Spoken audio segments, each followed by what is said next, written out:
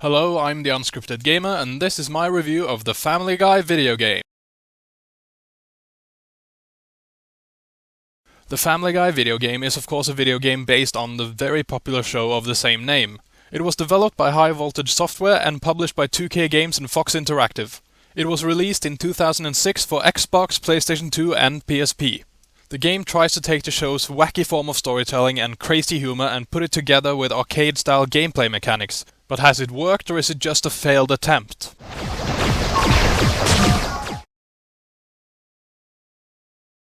The Family Guy video game actually has 3 parallel storylines, each chronicling the adventures of either Stewie, Brian or Peter. However, the storylines aren't told separately as you play through all 3 at once.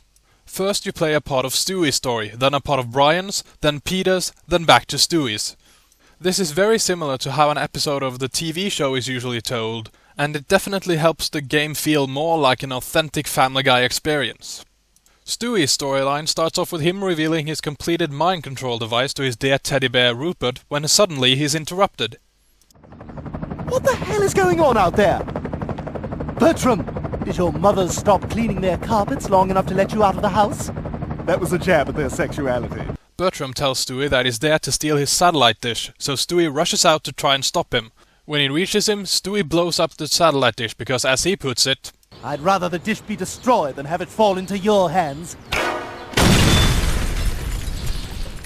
However, it turns out that Bertram actually tricked Stewie into blowing up the satellite dish so that he could take over the world unimpeded. Bertram then escapes in his helicopter and Stewie decides to figure out what his plans are and stop him. Therefore, I have no choice but to shrink myself down and infiltrate his lair within the fat man's testicles. Gross. Meanwhile, Brian is busy reading a video game magazine. Hidden pornographic scene viewable by pressing up, up, down, down, left. Horny gamers believe anything. When suddenly the doorbell rings. It turns out to be Seabreeze, Carter Pewtersmith's prize-winning dog. She has been inseminated again, but before Brian can do anything, Carter rushes in, accompanied by a couple of cops. He accuses Brian of having violated Seabreeze again. Brian tries to deny it, but Carter manages to convince the cops that he's guilty. He's lying! And he's not Caucasian! Oh! Brian is then taken to the police station, where he tries to convince Joe that he's innocent. However, Joe says he needs proof before he can do anything about it. Brian then manages to sneak away while Joe is distracted. Damn it, a speed bump. Who's the wise guy that put this speed bump here? It's not funny! Horowitz, I'm looking at you! Yeah? Oh, yeah, laugh it up, guys! This is in poor taste! Brian proceeds to sneak around while looking for evidence so he can clear his name. This is part of the police file on Seabreeze.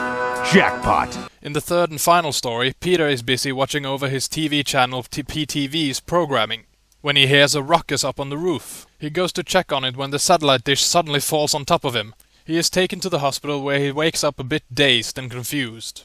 He then sees a symbol of Mr. Belvedere in the sky, and he comes to the conclusion that Mr. Belvedere has kidnapped his family and for some reason wants him dead. He also believes that the townspeople are actually Belvedere's henchmen in disguise. Well, I'll have to destroy you first, you evil, crafty nanny, or butler, or whatever kind of freaky thing you had going on there. Peter then sets out to destroy Mr. Belvedere and all of his evil henchmen.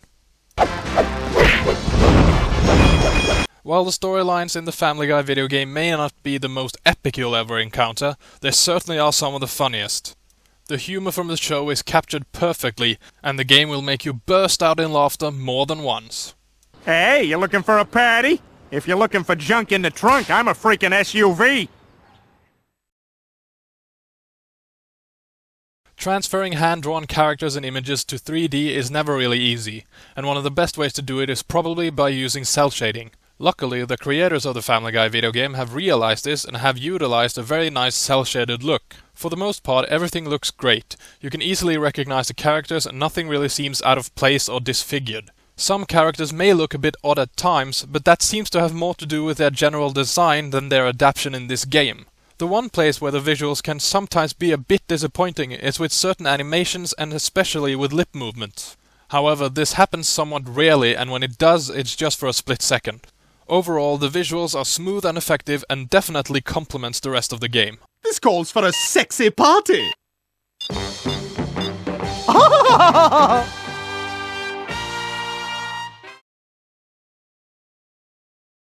In the audio department, there's nothing to really complain about.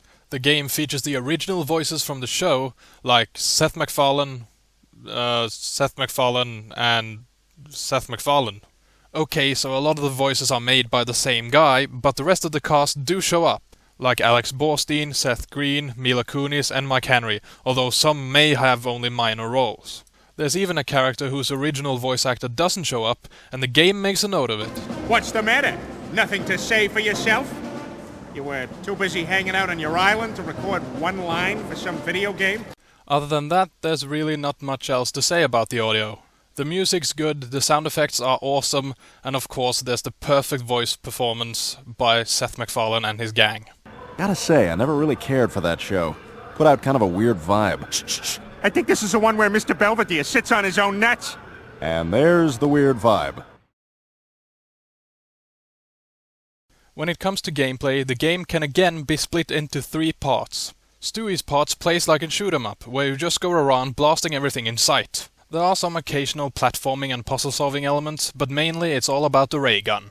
Brian's parts are all about stealth, collecting clues while avoiding detection. Peter's parts are melee brawlers. It's all about beating the crap out of everyone and everything you see. Although all these 3 parts are fairly simple in their mechanics, they can also be frustratingly hard at times.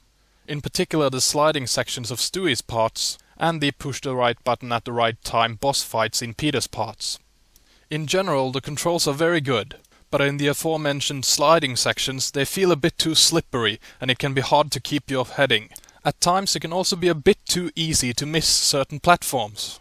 And occasionally, Peter can feel ludicrously underpowered. Of the 3 main gameplay styles, Brian's is probably the most balanced. When you fail at his parts, it never feels frustrating, because you know it was because you moved too soon or too late. In the 2 other parts, however, it can sometimes feel like it's the game mechanics themselves that cause you to fail. And that's about as frustrating as things can get. In addition to these 3 main parts, you will also get to play several minigames throughout the game. No 2 minigames are alike, and they will have you do anything from nailing a hook to the wall to simply pressing a button. We couldn't afford another minigame, so, how about pressing a button? Yeah, do that. Yay!